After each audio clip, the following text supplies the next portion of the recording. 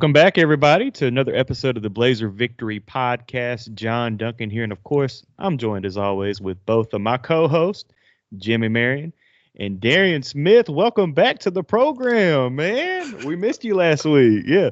Hey, but they won two again without you, so I was still watching. I was still watching though, So hey, let's I'm go, still baby. watching. Let's go. Well, before we jump into it, this episode of the Blazer Victory Podcast is brought to you by Cahaba Brewing Company.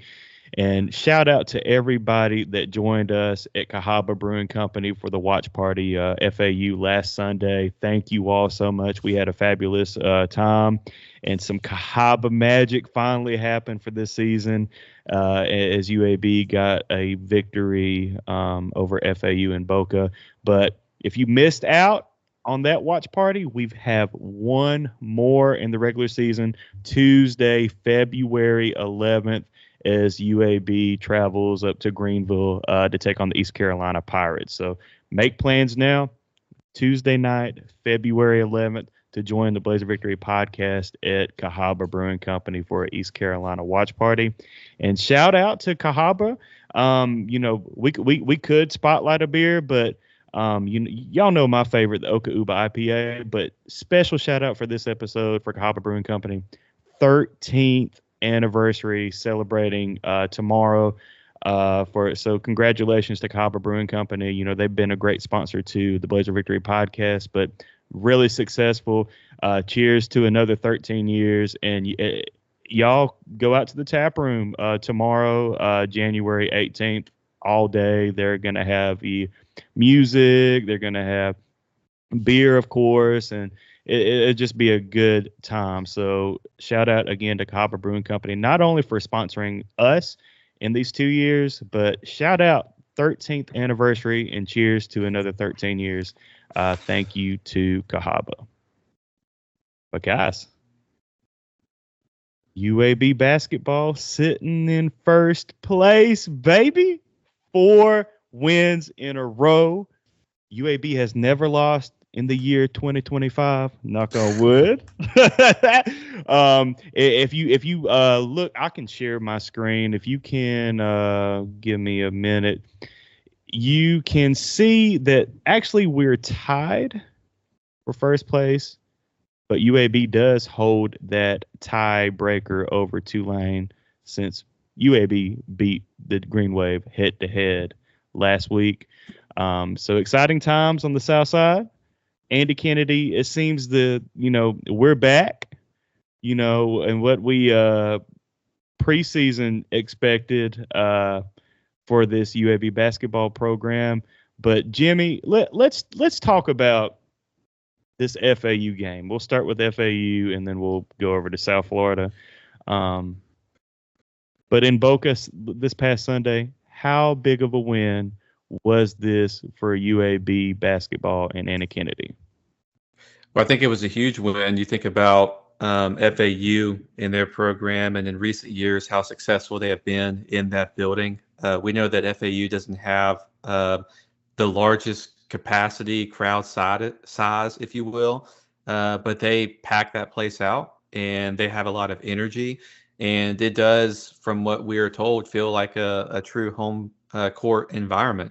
And for UAB to go into said home court environment against a team that, I think we talked about it in our last episode, the impression that this team is not a quality opponent, I would argue, is false. The fact is that they are not the same level of caliber as they were in recent years, because they, like other programs, they had a coaching change first and foremost, and they lost some of their best guys to big programs. And so, anyways, who are stars? They are stars at that program. Have you seen Elijah Martin and all these guys? Like and we beat that team. So I forgot about Elijah Martin. That's San Diego State, isn't it? I think that's where he went.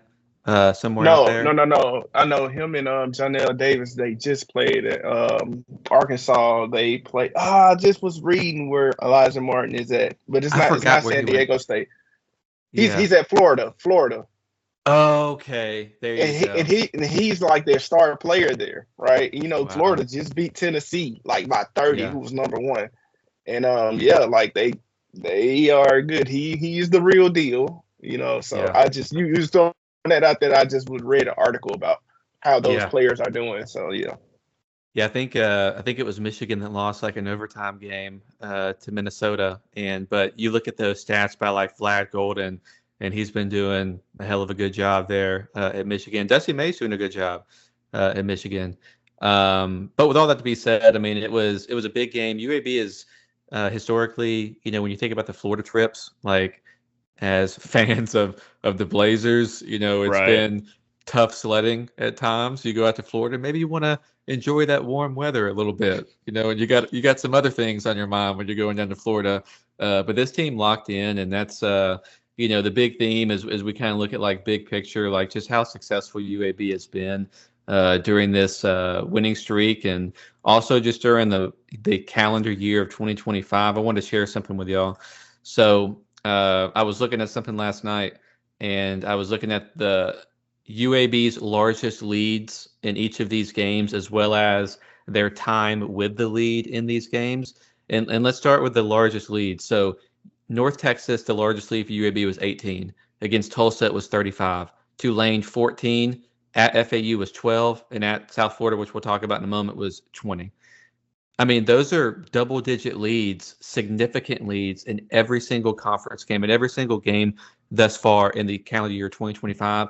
And listen to the time with the lead numbers. So UNT, UAB led for over 31 minutes. Tulsa, they led for over 37 minutes. Tulane, they led for over 24 minutes. At FAU, they led for almost 30 minutes. And at South Florida, again, that we'll talk about in a moment, they led for over 39 minutes. Again, it's a 40-minute game. And in every single one of those games, UAB has been playing its best ball in the month of January. We're not even waiting until March. We're usually joking like, hey, we're going to play our best basketball in the month of March. And heck, we still may reach another level. But it just sure is great for UAB to have some momentum and to feel like that.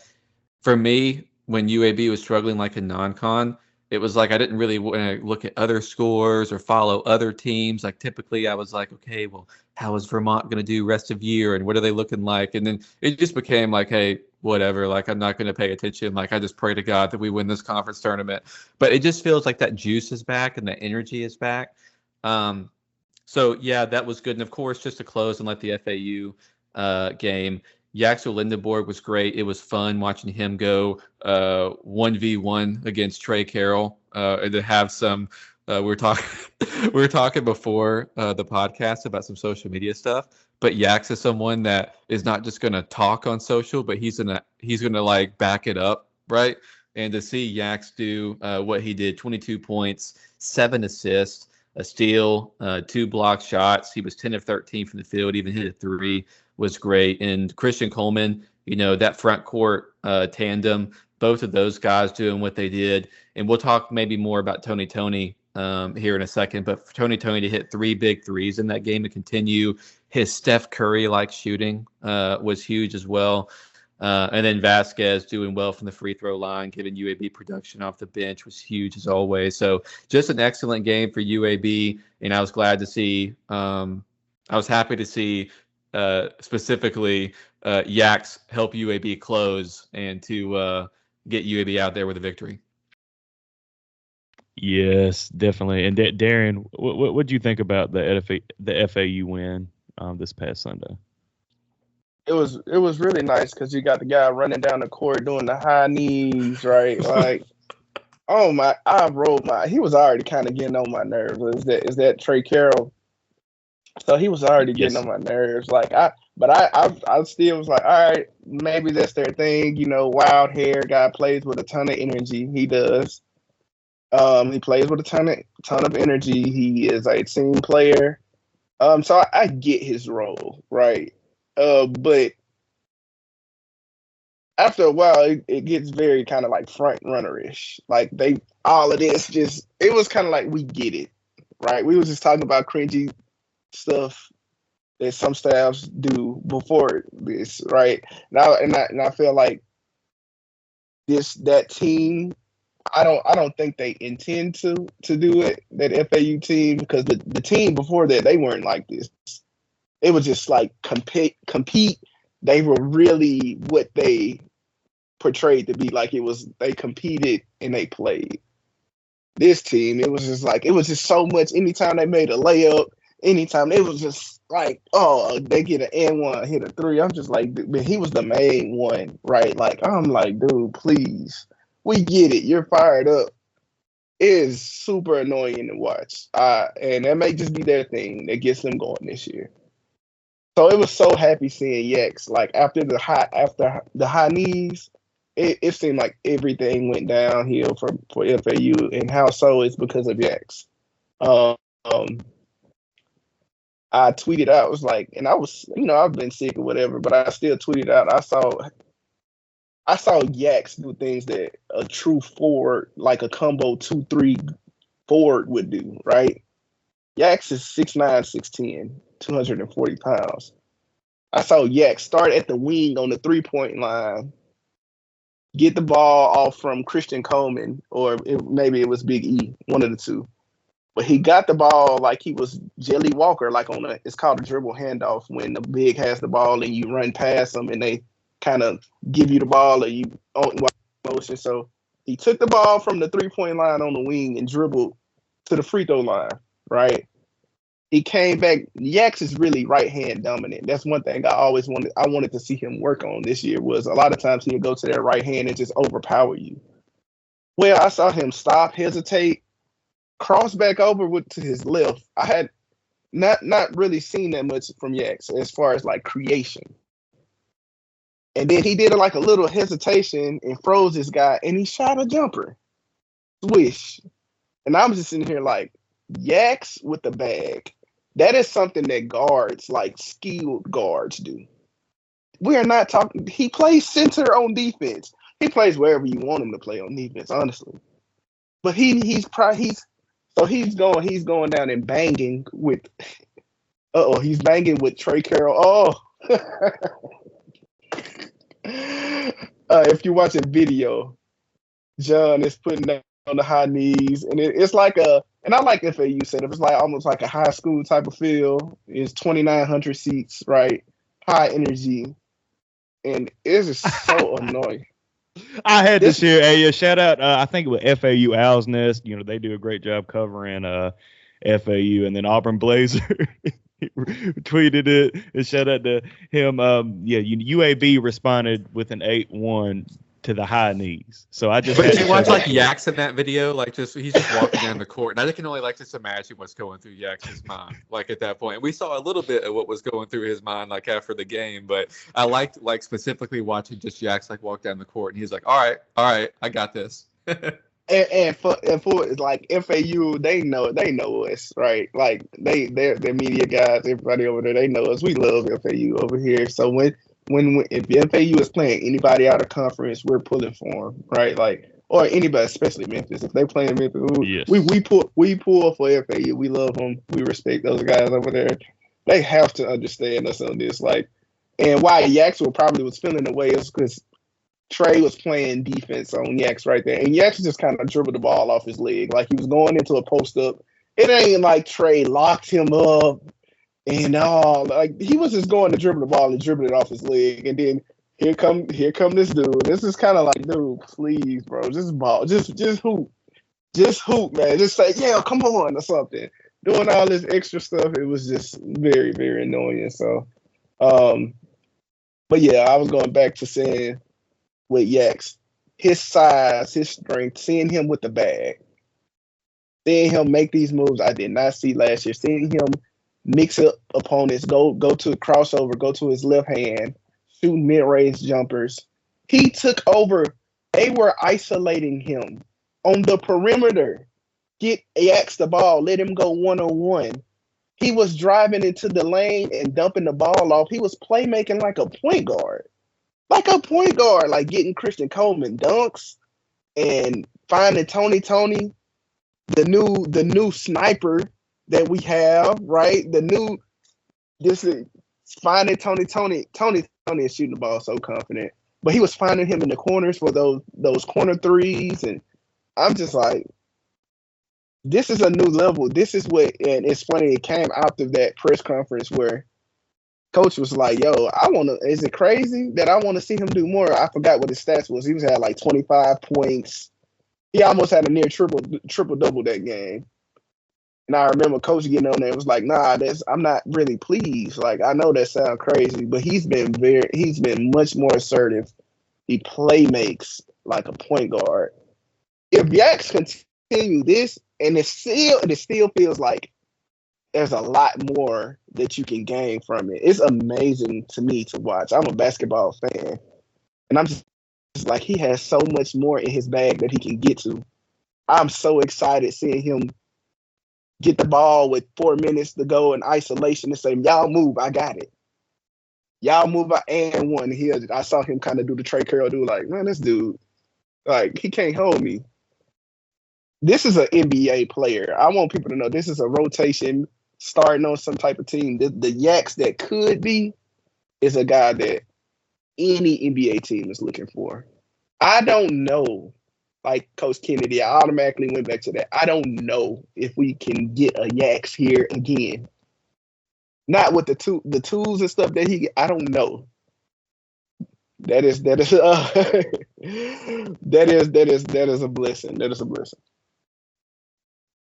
Yeah. Hey, one thing I want to say about FAU too is the resolve of the team, because UAB, that was really weird. Like in the first half, I don't know what the exact numbers were, but you have to remember in the first half there was like a 12-0 run, like a 9-0 run. Like it was like with a joke, like basketball is like a game of runs. Like it truly was like in that first half. And I was nervous enough at the end of the game where, John, we were at Cahaba and I left with like 2 minutes. Like I walked out. I was like, I can't do the end. Like we smoked a layup and I think we were down 2. And this whole interaction, I think it happened like on the next possession where it dribbled off Yax's leg and our guy Trey did what he did. And then the end, like I was listening to the radio like in the car. Like I just headed home. I was like, I can't see us do what has happened to us so many times this year. And I was just like so proud. I was pulling in the driveway and the buzzer sounded and I was like, hell yeah. But I thought the resolve from the team, where they were in a position that they found themselves earlier in the year and they were unable to resolve, for lack of better terms. Like I was happy to see them able to do that in this game. Definitely. Yeah. I was looking. Yeah. I think I talked to Brad. I was like, where's Jimmy? And he said, no, he left. And I was like, oh man, but I totally get it. Cause it almost had the sense. I was like, oh man, this is going to be what it has in the past, but definitely proud of the team for getting the dub, finding the way. Hey, you said it earlier, Jimmy, but shout out to AJ Vasquez, 6 of 7 from the free throw line. Some clutch shooting at the end, free throw shots to hold on to the victory. 81-76, UAB gets it done in Boca. And I feel like this is a great transition into Wednesday night's game at South Florida, where UAB also gets it done 92-83 against South Florida in Tampa. And I think, Darian, you were talking about like kind of the offensive rhythm, and shout out to Yaks again. But just the offense just seems to be flowing better at least through conference play, and really, even in the North Texas loss. And we don't like to talk about that, but I think it was good that game for the most part, especially in stretches. But these last 4 games, and these 2 games in particular on the road at FAU, at South Florida, I think we're seeing more rhythm and flow in this offense. And a lot of it does go through Yaxel Lindeborg, feeding Christian Coleman for the dunks, getting those corner threes, whether it be Tony, or AJ, or even Butta. It just seems to flow better. Wouldn't you say so, Darian? The offense in particular, especially at this South Florida game. Yeah, so it wasn't, if you look at Yaks stats, it wasn't the Yaks show. It was a nice Yaks complete all-around game. He does it defensively as well. but it was everybody. But I recall, like we was talking about earlier in the year, we were saying the thing was it seems as if nobody knew where their shots were going to come from. That's an important thing in basketball. When earlier in the year, we had Greg Gordon on the team that was getting minutes. We had a lot of players. We didn't know who was like really the starter. Like, did Jabari McGee, was he a starter? Was he coming off the bench? Did Tyron Moore? How many times that starting line changed? Like, trying to find it. We were trying to find it. The team didn't seem to have much resolve, like Jimmy said. It was like, but I think it was revealing to us when times got tough and we really needed a basket. Sometimes you can't just rely on talent. You got to say, okay, what are our go-to sets? Where do you like to go? Where do you like to go? In these tough times, where can I get a basket? If I'm Luka Doncic and I'm playing the Dallas Mavericks and it's getting tough, and Luka and Kyrie, you can say, give them the ball, pick and roll high. It's easy.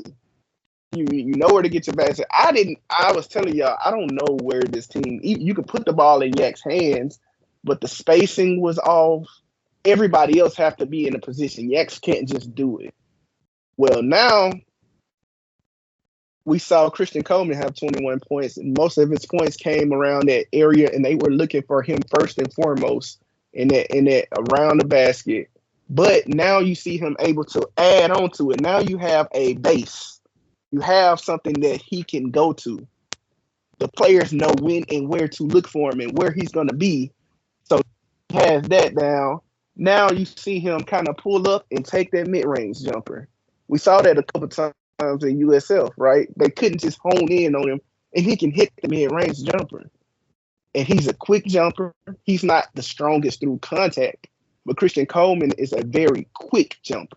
So if you pass him the ball and he's under the rim to where he has to jump to the side and lay it up really quick, you're not going to get to him because he's going to jump really quick.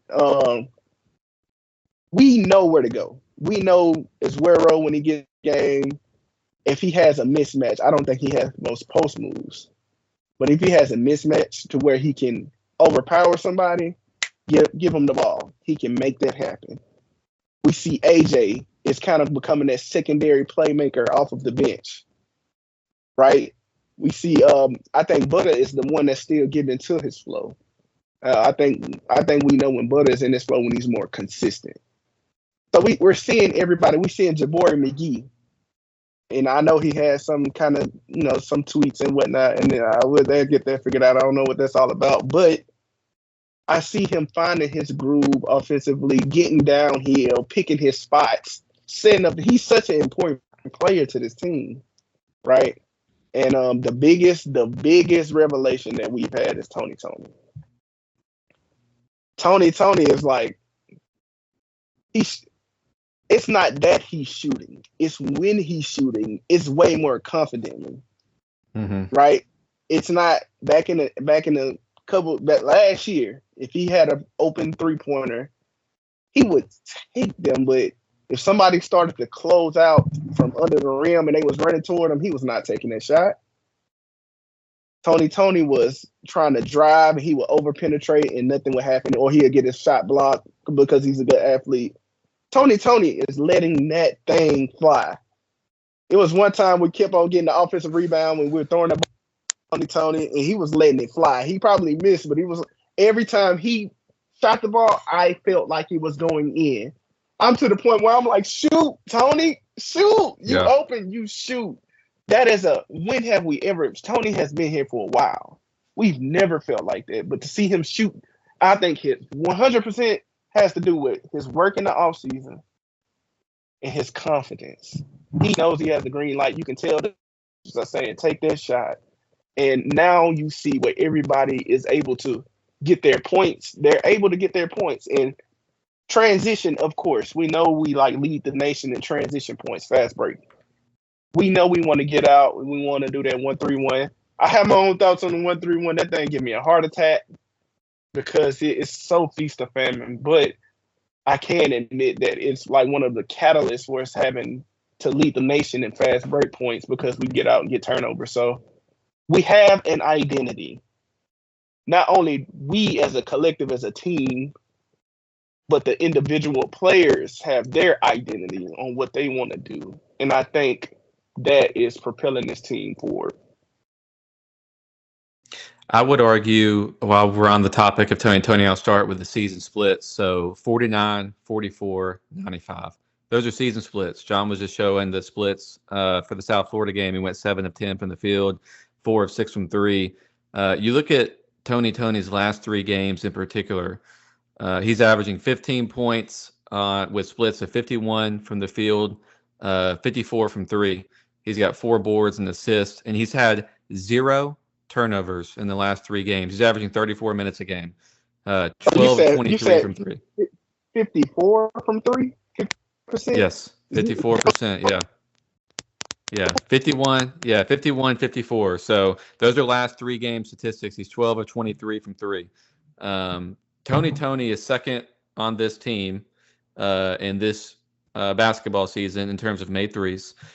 He made 16 threes, I think, in 35 games last year. I believe he's up at 27 already for this year. I'll say this right now. In my opinion, there's no doubting that Yaxel Lindenborg is the most impactful player for the UAB basketball team. But I would also argue at this point in the year that Tony is the most valuable. So I keep going back to the initial interview that we had with Andy Kennedy, and we talked about Tony. And the question was much more just about his impact from like a leadership perspective and like his value in the locker room and his connectivity and being the glue guy and the energy. But to see the evolution of Tony, in my opinion, becoming the most valuable player on this UAB basketball roster has been just an unbelievable story. And it couldn't happen to a better guy. Like Tony, the fan favorite, you know, like, and just to see him excel the way that he is in the court has been just like a joy to watch. And like, just from like a fan perspective, like it's been giving me that joy and like giving me that like, oh, I just want to see more and more of him excel. And as you talk about the offense, I feel as if he's been the one to unlock the spacing that is needed for other things to happen. And he's been that guy that his confidence, like, oh, Tony's out here training threes. Like he's having, in my opinion, that like just impact where others around him it's unleashing for them too. And so I think that, you know, we talk about clean looks, as does AK. I don't know if much schematically, I'm not intelligent enough to tell you schematically if things have really changed through 5 games of conference as it relates to earlier in the season. But my hunch would be that the confidence and just the ability to hit some perimeter shooting. You look at UAB on the year, UAB is shooting, 34% from 3 in the season. And you look at a 1-game sample size against South Florida, UAB shot 8 of 13, which was 62% from 3. UAB's averaging around, I think, 6 threes a game. So they didn't make like super high volume, but they were so efficient in their shooting. Even in the night in which they missed 7 free throws and they didn't win the specialty stats, it was just the combination of Tony. And then when you add Butta and AJ, they went a combined 9 of 13 and a combined 3 of 4 from 3. Like that perimeter shooting enabled, in my opinion, other things to happen for this UAB offense, to where you look at a guy like Christian Coleman, who just had, how many dump off passes did they have to a Christian Coleman where he was able to get like an easy bucket? Like, I've been watching UAB long enough to where I forgot who. I just remember like the days, I'm going to throw a random name out to you, like Reggie Huffman was like on the UAB basketball team. Like he was like a forward for UAB like way back in the day. I just remember, it might have been AJ. I'll have to look this up. But I remember like there was just so many guards in the past that could get into the lane and like make things easy like for the bigs. I was watching the High Point in Longwood. That's what I'm telling you, that joy of basketball is like it. But I was watching the ending of High Point at Longwood last night, and they Longwood had a couple plays where they were just getting it down low, dump off passes, easy buckets, like to their bigs. And I just feel like, long story, like that the perimeter shooting has just opened it up for other things to happen. And the confidence of this team is at just a season high, and it's happening at the right time. It well said, Jimmy. And I was just going to say, just to wrap up, South Florida, 25 assists in this game.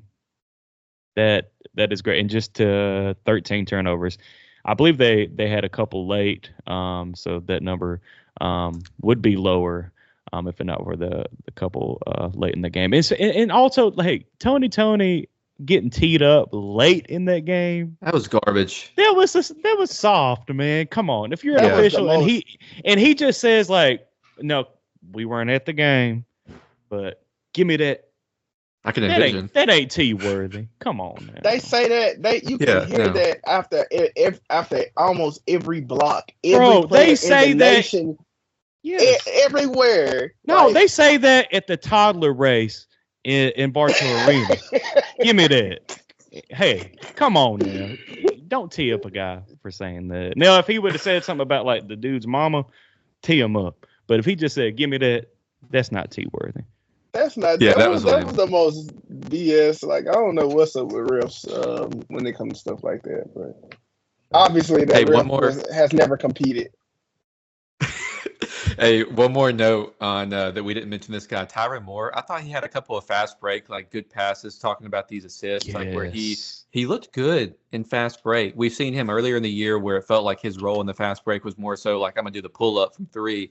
But I saw some, what did he have? 4 assists, I think it was 4 assists. He did have 3 turnovers. I'd like to see that lower, but he played 17 important minutes, and ultimately in a game in which I feel like if there was 5 more minutes, if this was a 45-minute game, like UAB might have lost it because South Florida is just finding their way here late. He was helping close that door. 8 of 8 from the free throw line. That's what you want from your lead guard on the floor. You want them to be able to go to the court. You think about a guy like Nick Norton, AJ, like those are completely different players, but in the respect that you want them getting to the free throw line, you can feel confident that they're going to knock it down.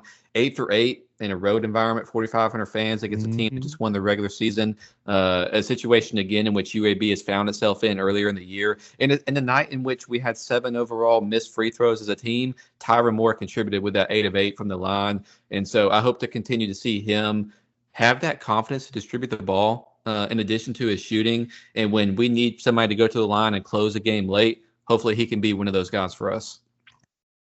Yes. Yeah. Now, you go ahead, John.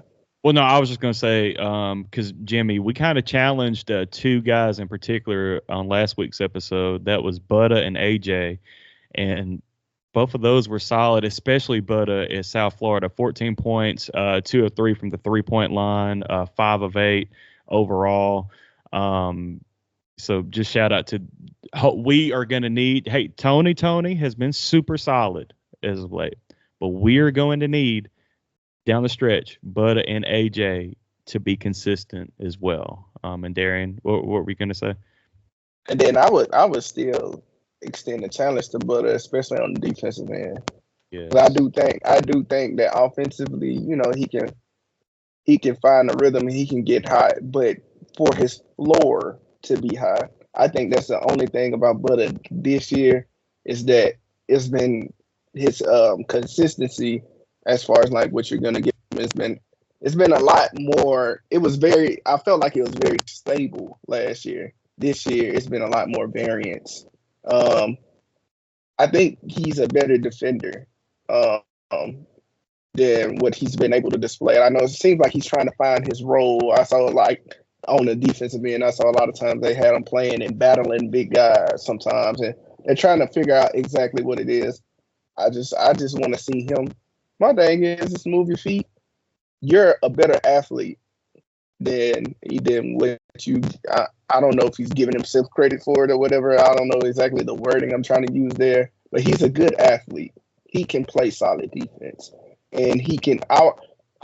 We need Butta, and I was just looking for Butta to take that next step. Butta really, as the season went on last year, he really took his game to the next level, and it felt like if we didn't have Butta on the court last year, we didn't have a chance. And if Butta, I think, would be the next step. I think Butta raising his floor will raise the ceiling of the team, right? He's just been kind of up and down. But if he raises his floor, so even his worst game could be a game where you still need Butta on the court, I think that's when we take the next step. And And secondly, I do wish we did. Y'all know me. I have affinity for wings on the team.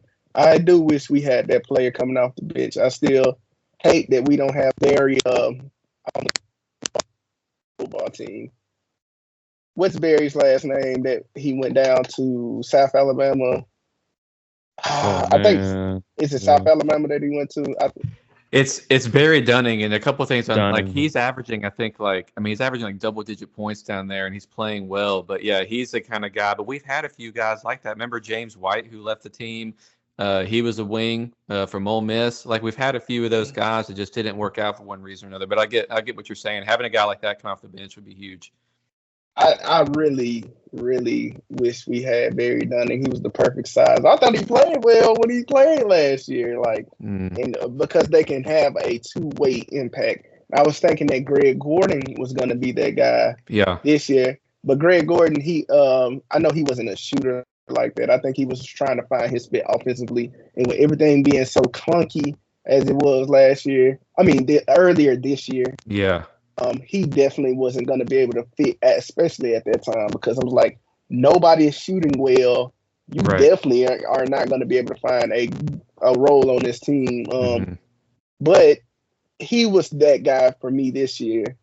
And I hope that we can just overcome that, because now with him not being there, I think our depth does take a hit. I mean, it's Guerrero, it's Vasquez, and it's Tyron Moore. And that's we already living and dying by the 8 that we have. 8 is a good number to have in the conference championship.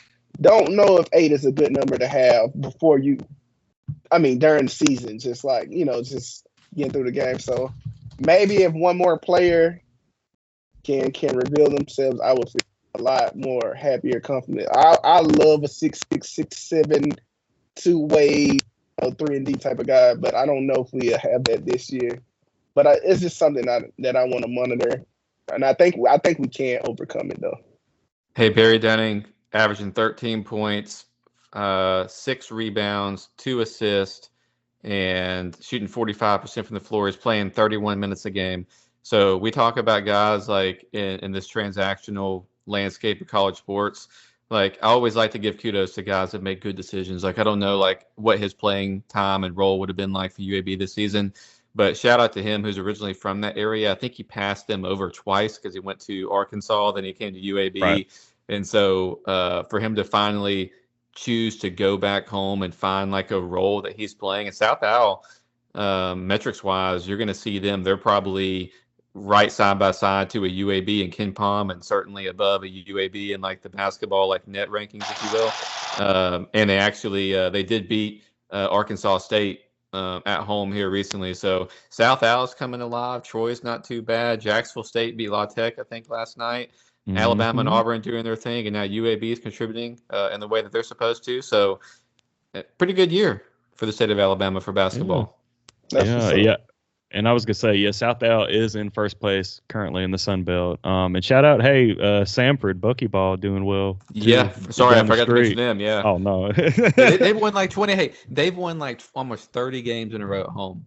And I know it's a different level of competition, but that's what I want to see UAB do, because if y'all remember during the gold rush, I think it was the Coach Hass days where they had the gold shirts or whatever on Thursday nights, and they were every game throughout the season was building momentum, and I think you get up to around the same mark, maybe 27 wins in football. During Clark had a big 20+ game winning streak at home. We were going through those seasons where you were, as a UAB fan, you went to the home games and you expected to win, and that's what the team was doing. And it seems like, I know AK's talked about it a bunch this year and last year, some of that's been lost.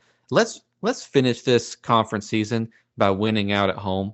Let's build that momentum. I just hate it for the players that the atmosphere will not be what it could have been if UAB had a good non-con, because there's a momentum element in sports, and these are people's dollars, and now they're invested in staying at home and watching number 1 Auburn play whoever the hell they're playing or whatever, right? Or they're doing something else. But it can still be magical. There is still the possibility where UAB can be sitting in March, early March, and cutting down nets in Bartow Arena. That is still on the table. You know why we talking about so long, I think we already starting to feel that magic. Yes. That's the thing. We are the sickos that watch the game. I saw somebody post a bad beat. It was like North Texas. I forgot who they were playing, to where the game was over, and then North Texas, then they put time back on the clock, and then North Texas just heaved it from half court with 0.5 seconds left. And then it was like they didn't hit the under, they hit the over because of that one shot. What I'm saying is, I saw somebody was like, "Hey, you have a gambling problem if you're watching a random North Texas versus such and such game." You know what I'm saying, in January. So where are the guys they probably feel that about a UAB team that came in with hype, but then lost to High Point and Arkansas State. All of these heartbreaking losses that we had, single digit point differential, by the way. So all of these that we probably were leading by double digits in the second half. It's sad to see. But we had all of those losses. So all of a sudden, everybody was looking at UAB, and everybody was like, whatever. So nobody's paying attention to UAB no more. And it's our fault. But with us, guys like us still looking at the game, still looking, we know. Yes. We know when that magic starts to happen. Yeah, it's happened a lot. It feels like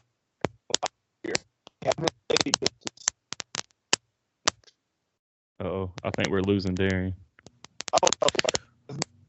We lost Darian, but I want to help Darian close, because here's a great transition. Right, is we feel that magic. You feel that magic. If you're on a Friday, we're 42 minutes almost into this episode. We're still talking about Blazer basketball. When's the next opportunity you can witness that magic? Tuesday night, Bartow Arena, UTSA. I know the weather is looking not so friendly. I've been monitoring it. Like the low is getting a little bit higher.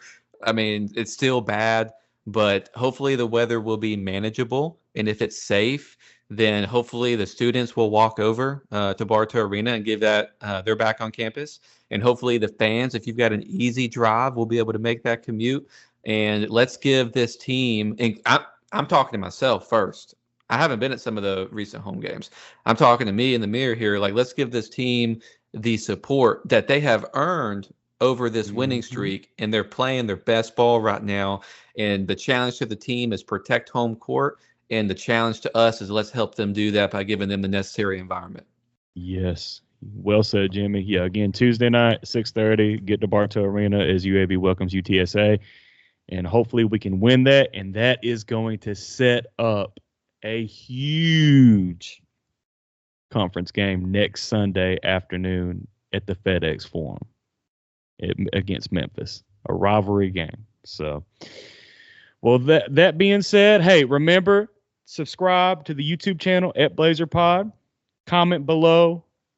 Are you feeling the magic? Are you feeling the Cahaba magic? Are you feeling this UAB magic as it starts to come together? Green. Yes.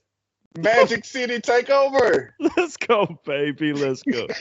Ooh. Well, all right, guys. We'll be back next week to recap that UTSA game, and patreon.com/blazerpod. Hopefully some recruiting info next week. But as always, just Blaze.